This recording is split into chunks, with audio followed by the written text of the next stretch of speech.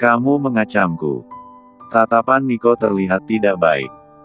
Ia pikir berhasil menggertak Dara, tetapi ternyata ia kalah bicara. Wanita itu bukan lagi gadis lugu 12 tahun lalu. Tidak.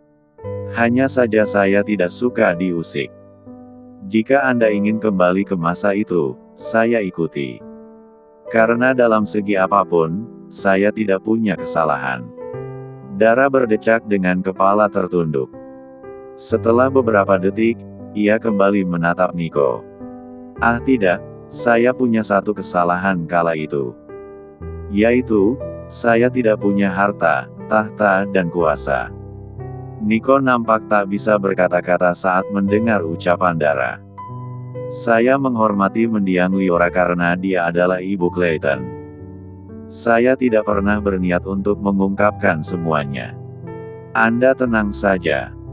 Masa lalu antara saya dan Tuan Harry, itu juga sudah selesai, lanjut Dara. Tentu saja sudah selesai. Jangan pikir karena kamu menyusui Clayton maka kamu bisa menjadi ibunya, itu tidak akan pernah terjadi. Baik dulu ataupun sekarang, aku tahu kamu wanita yang mengerti batas antara majikan dan pelayan. Harry kembali fokus kepada Clayton. Sementara di sana, Dara hanya terdiam sambil melihat Clayton. Baru beberapa bulan dan ia sangat menyayangi bayi laki-laki itu. Jika kelak mereka harus berpisah, apakah Dara sanggup?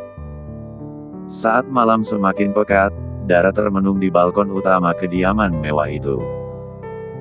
Segelas teh di tangannya sudah hampir habis tetapi ia belum juga beranjak pergi. Masuklah, angin malam tidak baik untuk ibu menyusui. Dara menoleh, melihat Harry yang sedang bersandar di ambang pintu balkon. Kata siapa? Tidak ada hubungannya, jangan sok tahu tuan muda yang terhormat.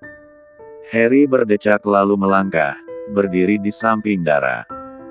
Jika kau sakit, maka anakku juga akan sakit karena semua nutri yang dia butuhkan ada padamu.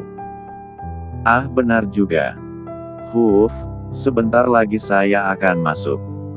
Saya masih ingin di sini, ucap Dara yang kembali memandang ke arah langit malam yang kian pekat. Situasi hening sesaat. Hingga beberapa menit kemudian, Harry menoleh menatap Dara. Kau masih mengenali Nico? Tentu saja. Seperti Anda, dia adalah orang yang cukup saya kenal, ucap Dara tanpa menoleh melihat Harry. Ekspresi wajah Harry terlihat berubah.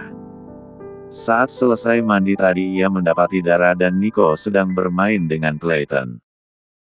Entah mengapa hal itu membuatnya terusik. Sepertinya dia menyukaimu, beberapa hari ini dia terus bertanya tentang kamu. Tadi kalian mengobrol tentang apa?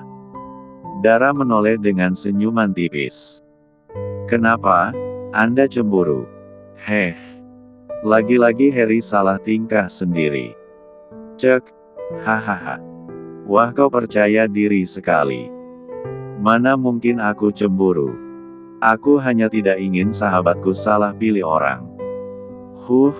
Anda dan dia sama saja, lirih Dara. Apa maksudmu? Tanya Harry penasaran. Dara meneguk sisa tehnya lalu mengubah posisi tubuhnya menghadap Harry. Tidak apa-apa. Saya hanya salut dengan persahabatan kalian. Saat hendak melangkah pergi, Dara ingat sesuatu yang ingin ia katakan kepada Harry. Tuan, jika kelak saya sudah selesai di sini, saya bisa pastikan kita tidak akan berhadapan seperti ini lagi. Tapi, tolong jangan larang saya untuk bertemu Clayton, Saya sudah terlanjur menyayanginya seperti anak sendiri. Tak menunda waktu lagi, Dara segera bergegas meninggalkan tempat itu. Sementara di sana Harry masih berdiri memandangi kepergian Dara yang sejak kemarin terlihat murung. Sialnya ia terus penasaran hingga mencari-cari alasan untuk bisa bicara dengan Dara. Pikiranku benar-benar tidak beres, kenapa aku tidak suka melihatnya sedih seperti itu, batin Harry. Sekitar pukul 12 siang, setelah selesai menyusui Clayton, Dara kembali memompa ASI-nya untuk jaga-jaga kalau nanti terlambat pulang. Jujur, ia berat meninggalkan bayi kecil itu walau hanya beberapa jam, tetapi Dara juga tidak bisa menahan kerinduannya kepada paman dan bibi. Setelah lebih 3 bulan, ia juga penasaran bagaimana rumah baru yang sekarang sudah rampung dikerjakan. Andai boleh, rasanya ia ingin membawa Clayton bersamanya, tetapi ia ingat titah Nyonya Liana untuk tidak memperbolehkan siapapun membawa cucunya ke tempat sembarangan. Aku menyimpan stok ASI di lemari pendingin, nanti hangatkan dan coba berikan ke Clayton. Jika dia tidak suka minum lewat dot, langsung telepon aku, ucap Dara kepada Ninda. Siap. Sudah lama tidak pulang, kamu pasti rindu sekali kepada paman dan bibimu ya, ucap Ninda saat melihat Dara memasuki dompet dan ponsel ke dalam tas. Ada syukuran kecil-kecilan. Dara memakai jaket dan tasnya. Kalau begitu aku pergi dulu. Sebelum pergi ia masih menyempatkan diri melihat Clayton yang baru saja tertidur nyenyak. Ibu pergi sebentar ya, Clay. Setelah puas melihat bayi mungil itu beberapa menit, Dara segera bergegas keluar. Melangkah dengan riang gembira, karena setelah sekian lama akhirnya dia bisa pulang. Dara, tunggu sebentar. Sahut kepala pelayan sambil berlari menghampiri Dara. Iya, Neni, kenapa? Tanya Dara sesasat setelah wanita parubaya itu berhenti di hadapannya. Ini ada berkas penting milik tuan muda, ketinggalan.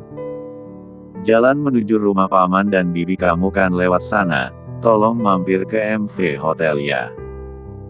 Nanti kamu telepon asisten Stefan untuk menemuimu di lobi, jelas kepala pelayan itu. Ah, begitu. Dara terlihat ragu-ragu saat mengambil alih map di tangan wanita paruh baya itu. Ini saya cuma sampai depan kan? Iya cuma sampai depan, ucap kepala pelayan itu. Baiklah kalau begitu saya pergi, taksi online yang saya pesan sudah di depan. Permisi. Dara segera berbalik melangkah cepat menuruni tangga. Wah, akhirnya selesai juga. Stefan meregangkan tubuhnya saat laporan sudah selesai. Itu tandanya ia bisa pergi makan siang sebentar sebelum kembali bergelut dengan tuntutan pekerjaan. Baru saja hendak berdiri, ponselnya berdering tanda panggilan masuk. Ia mengerut bingung saat melihat nomor telepon Dara tertera di sana. Halo, Dara Olivia. Steph, aku di depan sekarang. Kepala pelayan Neni memintaku untuk membawa berkas Tuan Harry yang ketinggalan. Spontan Stefan langsung berdiri dengan senyum sumringah. Ah begitu. Oke, aku segera ke sana. Dengan gerakan cepat, ia berlari keluar. Setelah panggilan telepon itu terputus, Dara menggedarkan pandangannya melihat sekeliling lobi hotel yang begitu mewah. Ia terpana melihat setiap sudut interiornya, hingga tiba-tiba Dara mengingat cita-cita yang dulu selalu Harry ucapkan kepadanya. Dara, suatu saat nanti aku akan menjadi seorang pengusaha yang lebih hebat dari ayahku. Aku akan memiliki hotel, resort dan pulau pribadi. Aku sangat bersemangat, karena aku ingin membuat kamu bangga, kamu janji ya temani aku selamanya. Kata-kata itu kembali terngiang-ngiang di benak Dara. Mungkin janji telah ia ingkari, tetapi Harry tetap mewujudkan mimpinya hingga semua benar-benar terwujud. Ngapain kamu di sini? Lamunan sendu Dara seketika buyar saat tiba-tiba saja seseorang menepuk pundaknya dari belakang. Perlahan ia berbalik dan betapa terkejutnya ketika melihat siapa wanita yang saat ini sedang berdiri di hadapannya. Yola. Dengan tatapan remehnya, Yola memperhatikan penampilan Dara dari atas sampai bawah. Ia terkekeh kecil saat melihat sepatu lusuh yang Dara kenakan. Kamu kesini mau ketemu pelanggan kamu atau apa? Seharusnya kamu berpakaian yang lebih seksi sedikit, dandan juga dong biar makin menggoda, ucap Yola yang terlihat begitu antusias mengucapkan hinaan yang sudah lama tidak ia berikan kepada Dara. Yola, jaga ucapan kamu ya, aku kemari bukan untuk mie. Hei ada apa ini? Stefan tiba-tiba muncul dan langsung menatap tajam ke arah Stefan. Yolanda Heaven, kamu yang membuat tuan muda murka hari itu kan? Wah, kamu berani sekali menghina nona ini. Dara menoleh dengan kelopak mata terbuka lebar menatap Stefan. Asisten Stefan. Saya hanya ingin menjaga nama baik hotel ini, asal Anda tahu saja, dia ini wanita tidak benar. Dia tiba-tiba saja memiliki banyak uang dan membangun rumah untuk keluarga, sudah pasti dia bekerja tidak benar, jelas Yola. Sepertinya kamu salah paham. Nona Dara ini, banyak uang bukan karena hal seperti itu. Stefan menepuk pundak Dara. Dia adalah kekasih Tuan Harry. Jadi hati-hati dengan ucapanmu. Tentu saja kekasih Sultan, banyak uang. Hah? Yola terperagah tak percaya. Dara pun begitu. Ia sampai tersentak saat mendengar ucapan Stefan. Stef, jangan Dara tak bisa melanjutkan ucapannya ketika Stefan menekan kuat pundaknya. Tidak perlu malu, Nona. Orang seperti ini selalu menilai orang dari penampilannya. Dia sudah pernah mendapatkan SP1, mungkin sebentar lagi dipecat, ucap Stefan sambil melepaskan tangannya dari pundak Dara. Mari ikut saya. Dara yang tak bisa berkata-kata hanya bisa mengikuti langkah Stefan. Sementara di sana, Yola masih berdiri dengan tubuh lemas. Tidak mungkin. Dia tidak mungkin mendapatkan pria sekeren itu. Ting. Sesaat setelah pintu lift terbuka, Dara mempercepat langkahnya menyusul Stefan. Kamu belum jawab, tadi kenapa kamu berkata seperti itu kepadanya? Bisa-bisa dia semakin benci kepadaku. Aku hanya membantu. Sekarang katakan, apa dia mantan temanmu? Bukan, dia adik iparku. Adik mediang Alvin. Stefan menoleh tak percaya. Wah, pantas saja hidupmu menyedihkan. Adik iparmu saja sejahat itu. Tapi sekarang tenang saja, aku akan melindungi kamu sama seperti aku yang selalu berada di sisi Tuan Harry. Dara menghentikan langkahnya seraya menarik lengan Stefan. Ia merasa ada yang berbeda dari pria itu. Jujur padaku, sebenarnya ada apa? Jangan bilang kamu menyukaiku ya. Mata Dara memicing curiga. Stefan tikeke kecil saat mendengar pertanyaan Dara. Kau ini bisa saja, aku mana berani menyukaimu. Aku masih sayang nyawaku. Sana masuk, Tuan Harry pasti senang kamu datang. Dara mengikuti arah telunjuk Stefan yang bertuliskan ruang General Manager. Kamu saja, aku hanya datang untuk memberikan ini. Kenapa aku yang harus memberikan ini kepadanya? Pokoknya kamu harus masuk. Stefan menuntun Dara agar memasuki ruangan dan segera menutup pintu itu. Hufet, apapun masalah mereka di masa lalu, semoga bisa diselesaikan. Aku berharap Tuan Muda kembali menemukan cinta di dalam hidupnya. Mendengar suara pintu terbuka, membuat pandangan Harry teralihkan.